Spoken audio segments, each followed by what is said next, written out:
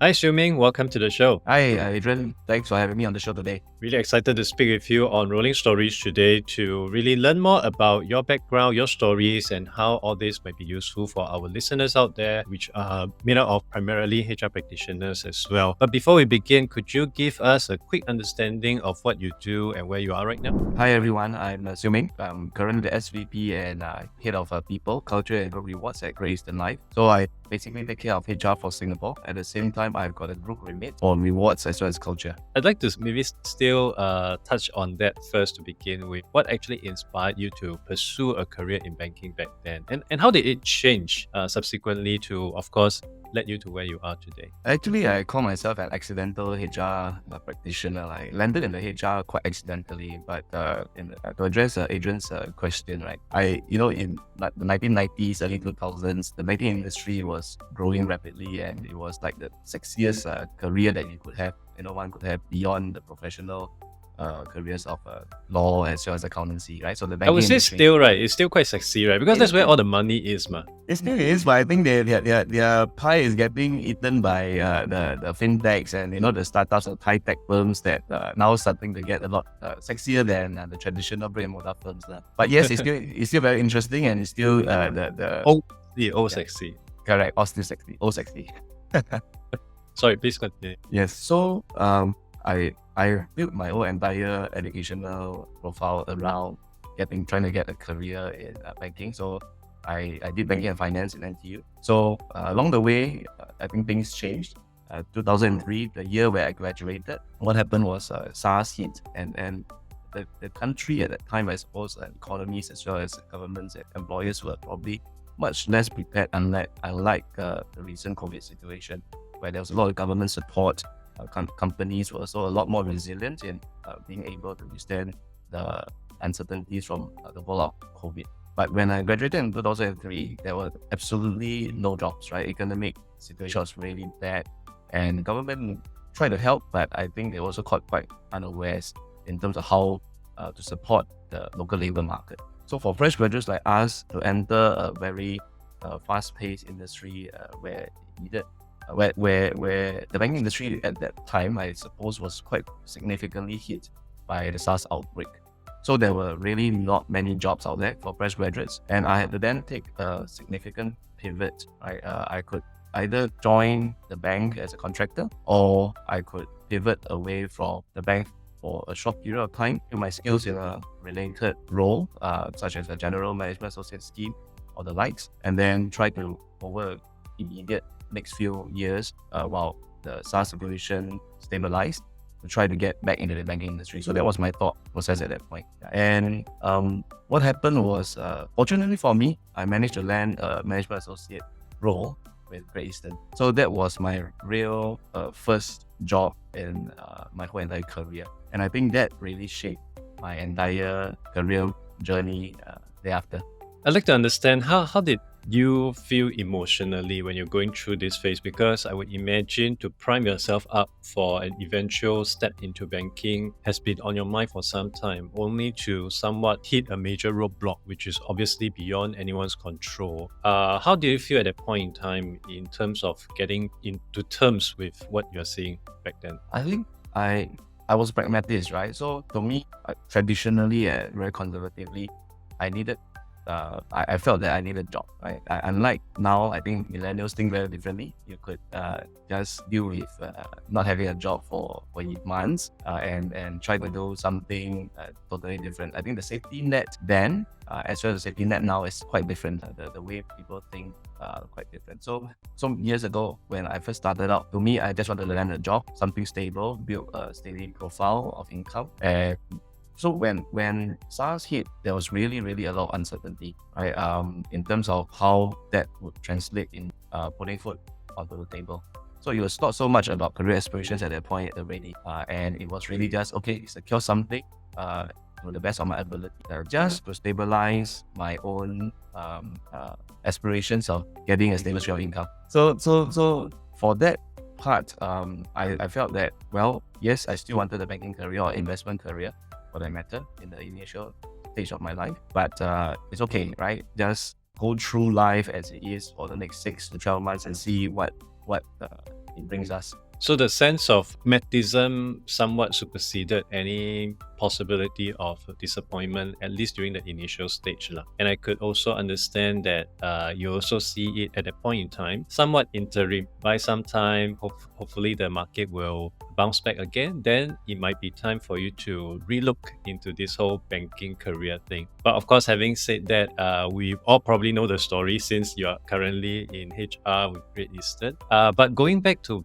the time before, obviously there would be a pivotal moment when you decide, okay, I don't think a career in banking makes sense anymore, and you decided to pursue headstrong into HR. Elaborate to us that pivotal moment. What was actually the trigger point, and did you face any significant challenge or pushback or any internal turmoil when you decide to make this transition happen? Actually, the interesting thing for me, right, was that when I landed onto the management associate role, I got exposed to a wide variety of projects. So beyond building my foundational skill sets in general management as well as understanding the insurance industry a fair bit.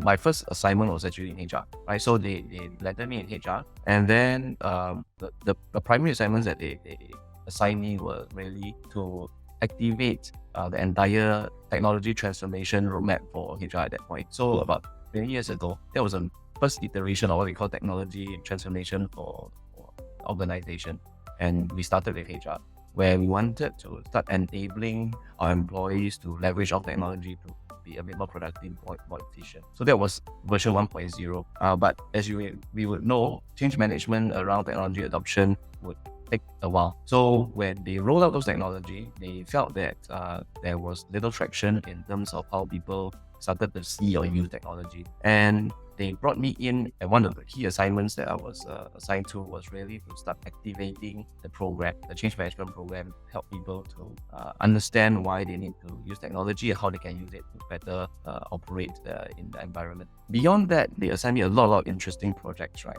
And as I got along those projects, I felt that the work that I was doing was beyond the usual business as usual kind of transactional administrative duties that would typically come with a fresh graduate type of profile. So time passed really fast, right? 1 year, 2 years, 3 years, and within this first 2 to 3 years, I actually went for a lot of other interviews to try to secure a role within the banking or investment career again, just to get back in there. But luck would have it that whenever a specific role within the banking or investment industry came out again, when I mapped back to the kind of work that I was doing, the kind of tasks and assignments that I was doing, it just didn't feel as exciting anymore compared to where I was already. So I think gradually, over 2-3 years, I recognized that if I were to go back into the banking or investment industry, I would start from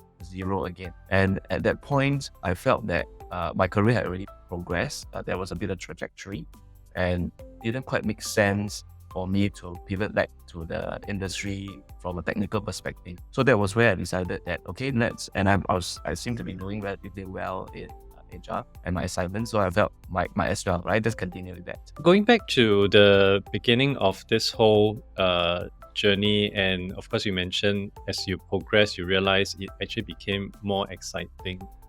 Could you help us to also perhaps understand this new sense of motivation and excitement, especially during the initial era?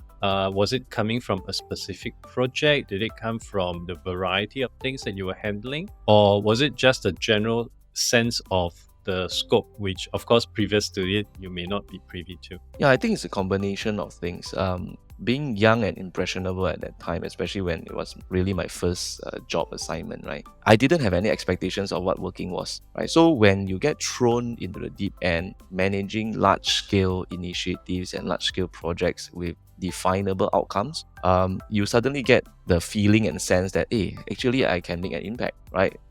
This particular assignment or this particular role, it's not simply just a 9 to 6 kind of role where you just crunch numbers or you just prepare some spreadsheets or do administrative duties that is typically assigned to fresh hires, right? So along the way, there were a lot of other interesting projects or assignments that they started to expose me to. I suppose the most interesting thing was that the level of exposure went beyond just the basic sort of assignments. I got exposed to very strategic conversations at the senior leadership level. I was I was invited to sit in the senior management team meetings, and at the same time hear how senior managers actually discuss issues and talk about plans. And along the way, I think they also empowered me and gave me a lot of leeway to decide how we should run certain initiatives, and also to come up with suggestions in terms of what could work, what could not work, and ideate new initiatives within the organization. So for instance, I introduced employee engagement as a construct to the organization. So years ago, the organization was just running what we call employee satisfaction surveys. But I felt that employee satisfaction surveys were just very superficial, right? They just asked people whether they were satisfied working in the organization, but that didn't translate or necessarily into an organizational outcome. So I spoke to my boss then and said, hey, look, should we start thinking harder about the linkage between how employees feel at work and how this translates into organizational outcome? So from that perspective, I introduced the concept of employee engagement into the organization, and they allowed me to try this construct. So that was just another example of how we were allowed to take part in ideation and at the same time make an impact to the organization. So I felt this was quite unique in my case. You will just be seen as being mechanical with your answers and your engagement. Right? You are not really solving the business problems. Yeah. So these are some of the key, I suppose, points that I'd like to share. Wonderful. And with that, for people who may be keen to learn more about you and what you do, where should they go to? Yeah, you can find me on LinkedIn. Hit me up on LinkedIn, and I'm quite easily found there. From a professional perspective, for friends, you can find me on Facebook. Yeah. Okay, drop me a post on LinkedIn. We can hook up there. Put it into the show notes. Swimming, thank you so much for coming onto the show today to share more with us about your career journey, how you managed to, of course, make the pivot, the motivation along the way, the kind of characteristic and traits that one may need to have in order to get a career that has such longevity as yours. And hopefully all this will inspire the listeners out there who may be at the starting point of where you were before. And all this might help them to move on to a smoother path. Thank you so much for coming onto the show. Thank you, Adrian. Have a good weekend.